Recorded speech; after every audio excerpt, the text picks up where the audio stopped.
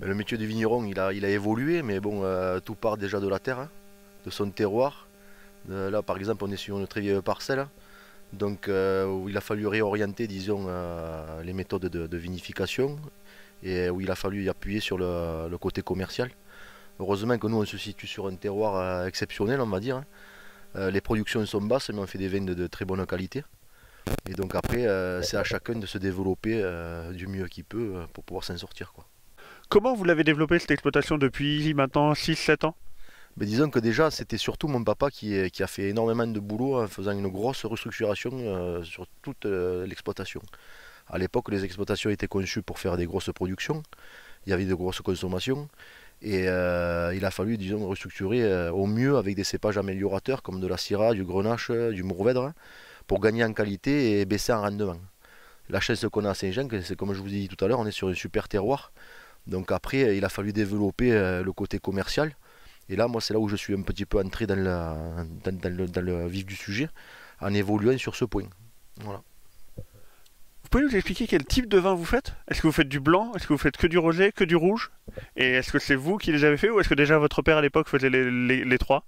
Mais disons qu'à l'époque, mon père faisait principalement que des rouges, parce qu'il ne faisait pas du tout de bouteilles. Donc il commercialisait principalement à la négoce. Donc du coup, il a fallu justement évoluer au niveau commercial. Et c'est vrai que le rosé et le blanc, c'était hyper important. Donc c'est pour ça qu'on a planté du grenache blanc de la Marsanne, comme on a vu sur la dernière parcelle. Et plus ça va, plus on fait du rosé aussi. Parce que les gens aiment bien ce produit-là, quoi. Surtout sur notre secteur géographique, hein, où l'été on a pas mal de tourisme. Les gens aiment consommer frais sur le fruit. Et c'est vrai que le rosé, c'est incontournable maintenant. Justement, vous parliez de tourisme? Sur une année normale, on va évoquer la Covid un peu plus tard. Sur une année normale, quel type de vin vous vendez le plus et à quelle clientèle? Alors c'est assez bizarre parce que bon, principalement en période estivale, bien sûr, c'est les vins plutôt portés sur le fruit, donc les blancs, les rosés, les rouges fruités légers. Mais après, on a aussi une autre partie de clientèle tourisme, disons, qui se tourne sur des vins un peu plus charnus, un peu plus charpentés. Style la cuvée Equinox par exemple, qui est le vin en barrique, qui est beaucoup plus aromatique. Donc faut vraiment essayer d'avoir des produits différents avec beaucoup de produits différents, quoi. Comme ça on arrive toujours à tomber sur des amateurs et on arrive toujours à vendre quelque chose, quoi. Voilà. Depuis un an, la France est en crise économique, crise sanitaire avec la Covid. Comment un vigneron indépendant comme vous, en 2020 et 2021, a géré son exploitation et a pu continuer à exister malgré la Covid? Et qu'est-ce que ça a changé la Covid dans votre travail? Eh ben, disons que bon, surtout que c'était juste après les mises d'embouteillage, donc on ne savait pas trop où on allait. On avait le stockage de bouteilles qui était plein. Donc sur le moment on a eu très peur parce que bon, on ne savait pas quand ça allait se terminer.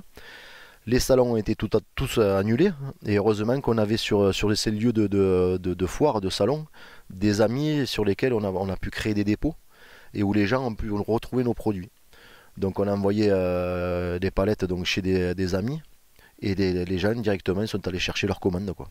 Vous, 2021, c'est quoi? C'est une année compliquée? C'est une année noire? C'est l'année du rebond? Et 2023, 2022, 2023, comment vous les imaginez? Mais déjà, bon, on a déjà les cuvées 2020 qui sont en bouteille. Donc là, on est déjà au mois de mars. C'est le début, disons, de la commercialisation, on va dire, surtout sur les rosés, tout ça. Le problème, c'est qu'on ne sait pas trop où on va. Après, moi, j'ai toujours espoir. On est passionné par notre métier.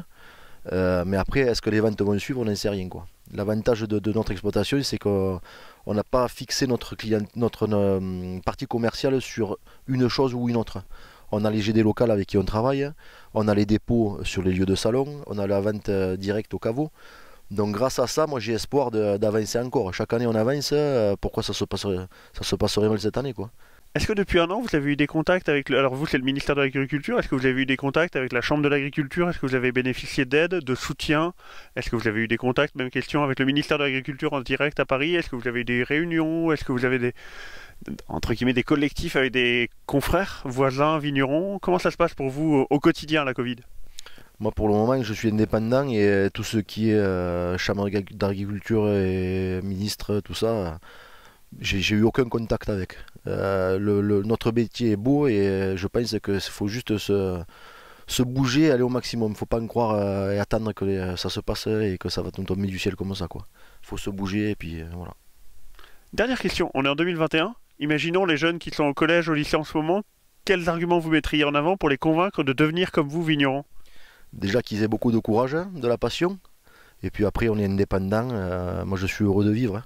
Je sais très bien que je ne serai jamais milliardaire, hein, mais je suis très content de travailler dans mes vignes, de retrouver mes clients sur les salons, de passer des moments de convivialité. Et pour moi, ça n'a pas de prix, quoi. Après, il suffit qu'on arrive à payer ses factures et être heureux. Et puis, moi, pour moi, c'est le principal. Après, c'est sûr qu'il faut travailler, pas compter ses heures, hein. Et si on en veut, on peut, quoi.